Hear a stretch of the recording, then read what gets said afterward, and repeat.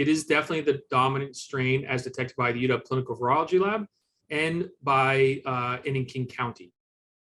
We're going to see it replace the Delta strain in Eastern Washington and North and South Washington here very soon. It moves incredibly quickly, and it's just a matter of days to weeks before that's the case.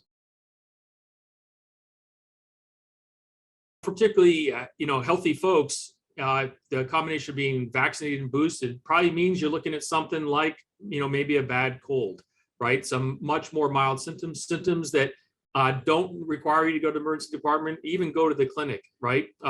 Really, probably for the most part, treatments aren't warranted either, aside from symptomatic care, things like acetaminophen, rest, and hydration.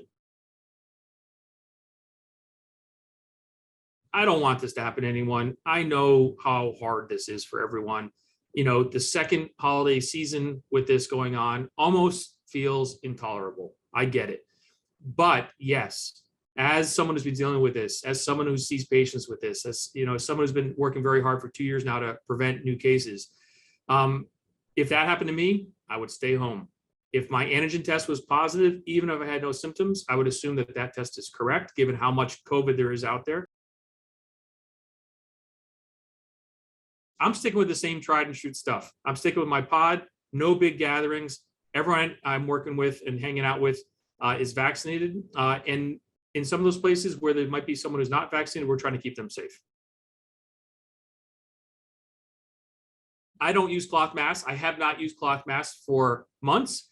Visitors in UW medicine facilities have to put on one of these. If they wear a cloth mask, this has to go over the top. And that's what I would recommend.